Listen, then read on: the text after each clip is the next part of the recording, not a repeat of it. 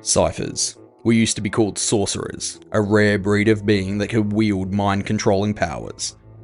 In reality, we could control electrical impulses, but we didn't come into our own until the first real computers were invented. Then we became tech gods.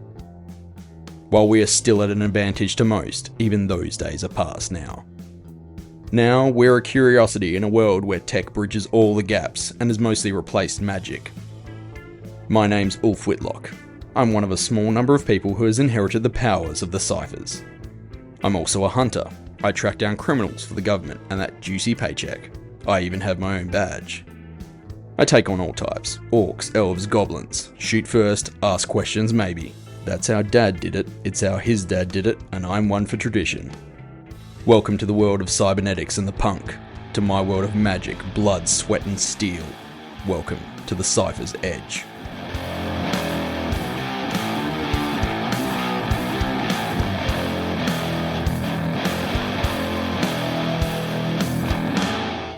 I rolled the witch over, checking her breathing and opening one eye to see if I could get any reaction out of her. Her eyes moved, but they were unfocused. I looked over her body again, more closely this time, for any obvious injuries. She was a dark-skinned elf, maybe a couple of 100 years old by my best guess. Apart from some superficial burns, she seemed fine. Whatever her injuries, I suspected they were internal or magical. I switched to my other sight. She had almost no cybernetics. The very basic type of X-ray vision I was granted gave up no clues as to what was wrong with her. I was no doctor. Reva lifted her head and poured some water into her mouth. She coughed at first, then began to drink, her eyes starting to focus. "Hey, witchy!" I snapped my fingers in front of her face. "Focus up!" Reva gave me a dirty look. I ignored it. "Hey, listen! We need to know what happened here," she groaned, blinking slowly. "Maybe we take her back to the fort, see if Jarrow can patch her up." "Don't know if we got that kind of time," I said. I wasn't sure if she'd even last the trip. A weak voice carried on a weaker breath. The witch was trying to whisper something. I leant in close. "They took..." She trailed off. I didn't catch the last word. "They took? They took what?" More weak breaths. The words too quiet. "Come on, what did they take?" She spoke again. I couldn't make out much. Only one word came through clear. Warcliffe. She slumped back to the ground, one last breath issuing from between her lips. Reva sighed. "Well, that was a bust." I shook my head. "No, wait, Warcliffe. That's on the map Calivan gave me." I pulled up the pictures I'd taken of his maps. There was a Warcliffe. It was a location. It wasn't listed as anything special though. There were some old ruins there, an old school building or something. I recalled something I'd learnt a long time ago in science class. I knew this location. It was up on a hill. Half of it had fallen into the sea with the magical destruction. It had exposed the basalt underneath and turned it into sheer cliff faces. All of this didn't really help us much. "It's not far from where Calivan said the other witch cult was located," I said. "You think maybe it was them that attacked this place?" Reva asked, her voice low. "I don't know, but I think maybe we check them out first. If this is just some sort of local vendetta, I don't want any part of it." Reva reached out and closed the eyes of the dead witch gently. "You don't want to search this place first?" I closed down my view of the maps. "Good point. Let's split up." I watched that cartoon with the kids and the dog when I was young. No chance. We stick together." I was more than half glad with that plan. I didn't really want to split up either. Who knew if there was someone else still lurking out here? We picked our way through the wreckage. There were other dead bodies. Not many, but more than I liked. The level of destruction here was excessive in some places. Then I found a couple of bodies that looked like they had been torn in half. I inspected the wounds and breathed a sigh of relief that they weren't werewolf victims. Unfortunately, my relief was short-lived when my mind began to wonder what could have done this kind of damage. At the center of the shanty town was what looked like a long common hall of some type. It was completely ransacked. Areas that were clearly altars had been overturned. Nothing of value seemed to remain. "You notice anything missing here?" Reva asked quietly. I nodded. "Yeah, anything remotely magical." "This was a straight-up raid." I had to agree. Whoever had done this was after all the kind of magical kit they could get their hands on. Wiping out their competition was clearly just a bonus. There's nothing here. If the girl was here, she's either been demolished like these other poor women, or she was taken with all the other stuff. She probably wasn't here. No reason to take prisoners if they're just looking for magical items. Is there? I shrugged. You got me there. We made one last pass through the ruins of the outlying huts and then made our way back to the hovercraft. As we got comfortable, I settled into a prone position with the rifle poised on the front of the craft. Reva paused in the action of starting up the motor. I don't know much about magic. Not the best way to start a sentence in a magic hotspot. She didn't look back. I assumed she was flipping me off. Smartass. Look, I know that the more loot you have, the more power you can conjure. But that's redundant here. The garden is lousy with magic. That's the whole point. Maybe they were after something in particular. Reva booted up the motor and we took off. She called out over the sound of the engine. So back to the original question. Why take everything? I had to admit, I was curious. There was only one reason I could think of. They didn't know what they were looking for looked like? We cruised through the murky waters and I watched the clock. Factoring in the return journey, we still had plenty of time out here. I wasn't planning on being a big hero today. This was meant to be recon only. Find out where the target was being held, scan the area, and get back to the fort to make an attack plan. The plan went out the window about 30 seconds later. The water in front of us erupted, and a creature I'd only caught a vague impression of last time rose from the deep, maw open wide and looking for its next meal. I was thrown from the hovercraft, the 50 cal falling into the water. Reva cried out as she was tossed into the air when its head and its front legs slammed down on the craft, landing right where I'd been. I gasped for air as I sank into the water, the foul taste of mud, algae, and who knows what in my mouth. My vision of the chaos cut off by the waves engulfing my head. I was treading water. Who knew how deep the swamp was here? I reached into the depths, grasping for the rifle where I thought it had sunk. Nothing. I broke the surface. The massive beast, whatever it was, looked like a crocodile on acid and roids. Teeth that hardly fit in its mouth, a set of claws on the end of each foot, wide and webbed. My first instinct was to run. This was one of those nope moments. At the same time, I took in the scene in front of me. The scene of Reva hanging onto her machete as the animal thrashed from side to side. It was buried to the hilt in its snout. One hand held on with all its strength, the other unloaded round after round from the shotgun, trying her best to aim for its eyes. There was only one thing that could possibly make a dent in that Goliath. I took a breath and dove into the dark, muddy depths. I switched to my other side to see if I could locate the circuitry of the gun. A light shone out in the darkness, a small but complicated assembly of lights that could only be the 50 cal. I swam down, not knowing how deep it actually was. I was struck from the side, the tail, thick and full of muscle, hit me and I spun around. My jaw clenched, fighting the urge to breathe in. I tried to regain my balance. Opening my eyes again, I saw the light off to one side. It must have been down, deep down. My lungs burned as I was forced to make myself go deeper. The urge to breathe in was almost overpowering. Just when I thought I was about to turn to the surface and race my impulse to breathe, my hand brushed on smooth, cold metal. My fingers closed around it. I tumbled over in the water, pressed my feet into the soft mud and pushed off with all my force. I sped to the dim light above, my legs kicking with all the power I could muster. I broke the surface and breathed in the most delicious air I'd ever tasted. About time! I looked up to where the croc monster continued to toss its head from side to side, slamming the sides of its face into trees in an effort to dislodge Reva. I couldn't fire the rifle from here. I had to get somewhere semi-solid. Just hold on! I swam to the nearest land I could find, dodging the tail as it lashed the water. Oh, I was gonna let go! She shouted at me sarcastically. But now you've said that! I reached the bank, heaving myself up with one hand, clutching the gun to my side. If I let it go, I doubted I was going to retrieve it a second time. Shit! My head whipped around. Reva had finally been dislodged from her grip. The machete still sunk deep in its flesh. She landed on the opposite bank, hitting what I'd hoped was a soft mass of bushes that collapsed beneath her. I could feel her fear, but it was taking a back seat to her anger, and even a little bit of joy. Really? Keep its attention, I yelled as she rolled over to her hands and knees. A huge clawed foot lashed out at her and she rolled to one side just in time. How about you be the fucking bait? How about... I put my back to the tree and nestled the stock of the rifle into my shoulder, the barrel resting along a branch. You just stay still, big guy.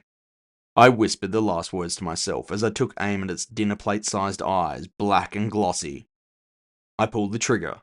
The sound should have been too much for my ears, but my military upgrades were tuned to cut out blasts and gunfire. It was like wearing earmuffs, and I fired off a second round before I even bothered to check if the first had done any considerable damage. The first round must have found its target. Blood poured from the eye and it roared in pain, and I could see where the second shot had caught it across its brow. It turned to the sound of the gun and plunged into the water. Oh, not good.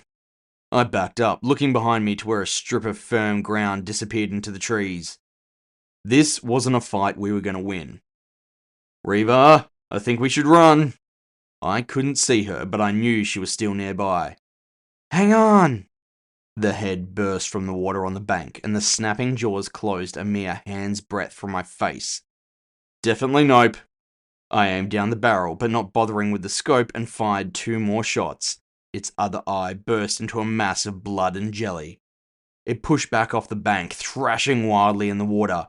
Where the first shots had been from the side, still blinding it, this one was straight down the center. Hey!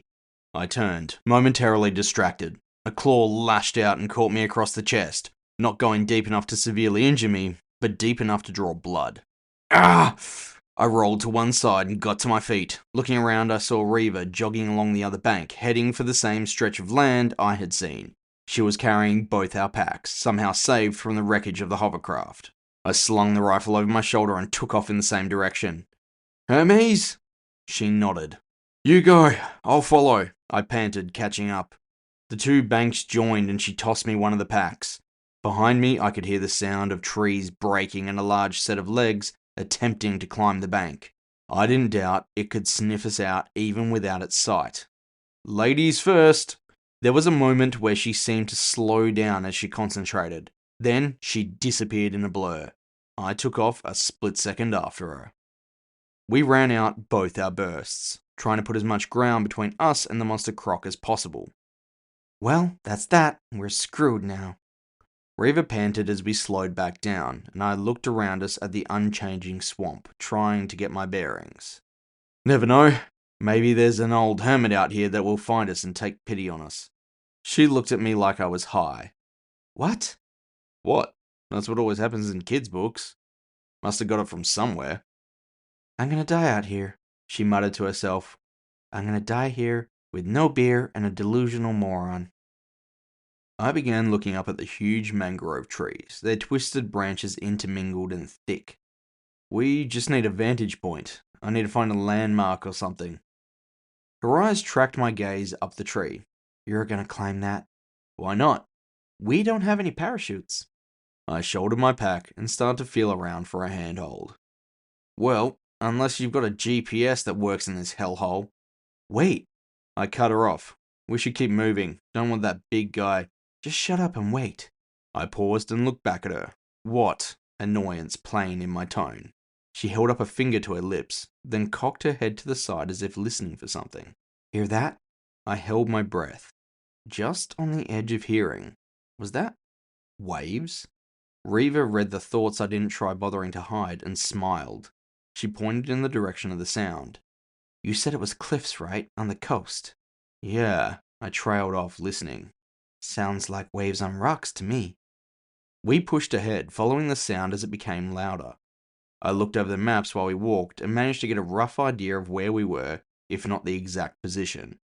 Reva took the lead again, clearing the foliage with my sword, her machete still lodged in the croc creature. What's our plan? We should probably head back to the fort as soon as we know where we are, right? Even if we started heading back now and knew the way, we wouldn't get back before nightfall. So what, we're just gonna try and survive the night out here? I don't know. I wasn't planning ahead anymore. I just wanted to reach the next checkpoint. Wing it from there. All plans were out the window. Reva stopped and turned to me. I'm not going to stay out in this hellhole in the dark. We won't survive it. I snatched the sword from her hand and forced my way ahead. Well, it wasn't exactly my fault we got attacked back there. I didn't say it was. Look, let's just try and get somewhere. Anywhere. I was tired, sore, and pissed off at this entire stupid fucking mission. This is your stupid fucking mission, remember? I turned on her. Just for 5 seconds, can you not read my mind? I didn't ask you to follow me down here. She threw her hands up. I didn't exactly have a choice, did I? What did you think this was going to be? Some kind of stroll in the park? No, but I wasn't going to let you go alone. I shook my head, baffled. Why the fuck not? I didn't ask for your help. I shouldn't have been flaring up at her. It wasn't her fault. It was entirely mine and I knew it. I didn't ask for your help either, but you went and stuck your neck out for me. So what, you're just trying to balance the scales? You're afraid I'm going to call in that 60k debt? She snatched the sword out of my hand and pushed me aside. No, I thought I might help out a friend, you fucking idiot. What? We're not friends. I hardly know you. She froze in the act of hacking down a thick mat of vines. You might not know me, but I know you. I've had your thoughts nudging their way into my mind for weeks. She turned back to me, all her anger gone, her expression solemn. I know you. I know you love iced coffee. I know you love your sister, only slightly more than iced coffee. I know you would do what you did for me for any of your friends, even the ones who don't deserve it. You put your life on the line every day for strangers, and it's not for the money. I know you just want to save people because... I cut her off, leveling a threatening finger at her. Don't you dare say it. That's none of your business. She continued despite my interruption. Because... I grabbed the back of her neck with one hand and covered her mouth with the other. No! Her thoughts penetrated into my mind as soon as our skin touched. I wasn't ready for it and flinched back as I heard the voice in my head. Because you couldn't save them. Her eyes stayed locked on mine as I stood frozen. All my anger evaporated in a moment. You would have taken this mission regardless. Anyone willing to do that deserves all the help they can get. I'm just doing this to get fear out. Whatever you need to tell yourself. She slapped me on the shoulder and returned to the vines ahead of us. Come on. She took one last swing at the curtain of vines and they collapsed around her. Sunlight streamed through the hole. A rare clearing ahead of us. A huge mangrove tree had fallen to the swamp below, leaving a void in the canopy.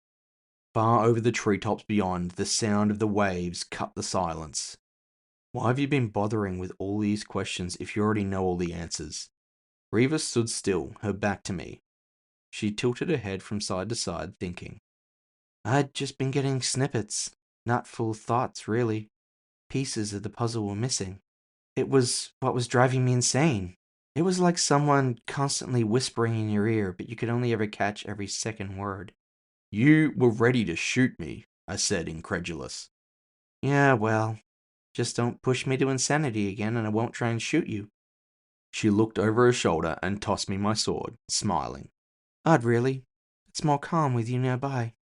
Less whispers, more of a gentle chatter. The sun was getting low when we finally hit the exposed basalt. It didn't seem to hinder the growth of the foliage much, plants sending their powerful roots deep into the fissures in the rock, forcing cracks wide as they took hold of the stone beneath. Off to our left, ground sloped uphill. To our right, it gently dropped away. I was starting to get an idea of our position.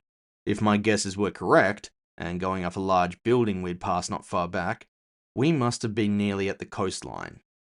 I was proven right when the rock underfoot dropped away suddenly. Not so sharp that we didn't see it coming, though. But it was almost instant. 1 second we were pushing through thick undergrowth, the next there was sheer cliffs. Angular columns of basalt about a foot across stretched down to the foaming and roiling sea. Reva held onto a branch and leant out over the edge, looking from left to right along the cliffs. See anything? I asked, not keen on leaning out over the 50-meter drop myself. Not really. I rolled my eyes. Not really. Where's this other cavern meant to be? I opened the maps and tried to work out our position against the shape of the landscape. I figured we couldn't be far from it now. It should only be a few minutes inland, downhill from here. We probably slipped past it not realizing. With how thick the plants were in some areas, it could have been only a stone's throw and we would have missed it. It wouldn't be further up the cliffs, would it? I shook my head, still studying the map. No. Why? She pointed with her free hand. Oh, I just saw a flash of light further up the hill. Really? She nodded. It must have been that Warcliffe location. It made sense. If we were where I thought, that would have been within line of sight.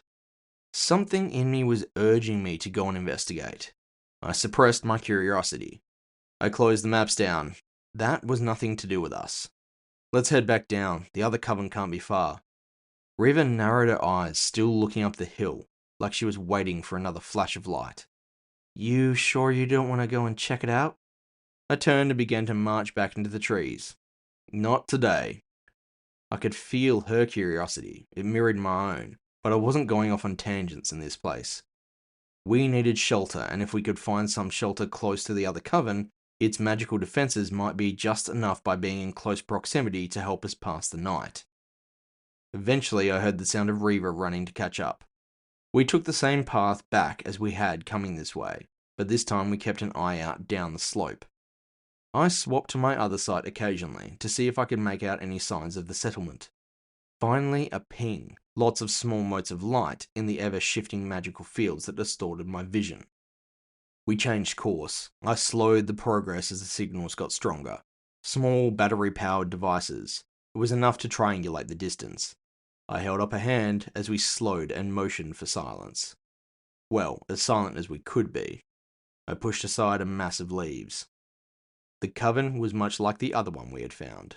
A collection of buildings, an amalgamation of nature twisted into a form around reclaimed wreckage.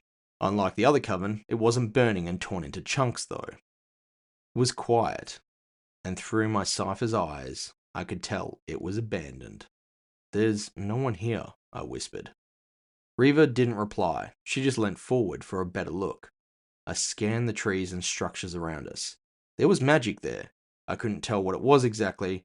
Runes, probably designed for defense against unwanted critters. What do you think? Closer look? I don't know. Any of these runes could be booby traps. She picked up a stick and tossed it across the roughly cleared ground between us and the structures. Nothing happened. She smiled. All good, see? I raised an eyebrow at her. I didn't bother saying anything. Well, I don't know how magic works. Can it tell the difference between a stick and a person? I rolled my eyes. I heard that, she said, catching my sarcastic thoughts. I smirked and eyed the runes carved and painted onto timber and rock. The sun was going down, and our options were becoming limited. Whereas before I was happy to bed down on the outskirts, seeing the place empty like that, I was considering pushing our luck and hoping no one would come home to check. I think we're gonna have to risk it. I pushed the bushes aside and took one slow step onto open ground. Riva held her breath, apprehensive and nervous. Nothing happened. I took another, then another, taking my time, waiting for something to explode or some kind of alarm to ring out. I made it to the first building, and nothing happened. I waved to Riva and she advanced slowly, not as slow as me, but still cautious. We moved between the buildings, picking up speed as it was apparent that nothing had been triggered. It was eerie. The whole place felt like someone had just stepped out and we'd be back at any moment. Huts and hovels were decorated and furnished, a lot of personal belongings still in their place, until we got to what must have once been the main hall. Riva pushed open a door as I kept an eye out behind us. Ulf, check this out. I turned enough to see over her shoulder, then abandoned my vigil. Here was the only part of the whole settlement that showed any signs of violence. The room was long but narrow, with an altar at one end and what looked like a throne partway down the steps to the main dais. The altar had been stripped bare and the throne had been scorched and charred by magical fire. Stepping inside, I could still smell it, the tang of magic in the air, and burnt flesh. Seated on the throne was a blackened and scorched skeleton. I would have been damned if this wasn't the same fire that had torn up the last place. "Who do you think that was?" Reva asked, eyes locked on the poor unfortunate. I looked around the room, the vacant and untouched furniture, and the oddments that adorned the rest of the space. I'm going to go out on a limb and say that they were the victim of a recent coup. All at once my senses were firing off, magical and mundane. We were not alone. It wasn't someone creeping up on us. It was instantaneous. If they hadn't used magic, I probably wouldn't have felt the shift at all. Black smoke curled from the shadows like miniature whirlwinds and coalesced into 3 women, draped all in black cloaks, scarves over their faces. I held my sword out, ready, pulling my gun free with the other hand.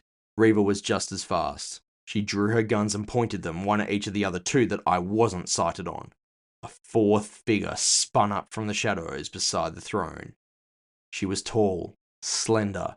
She pulled the scarf from her face and head. Her head was shaved, crisscrossed with swirling tattoos. Her face in every other way was young, even innocent. She placed one cloth-wrapped hand on the skeleton's charred skull, like she was leaning on a banister. "Well, well, aren't we the perceptive one?"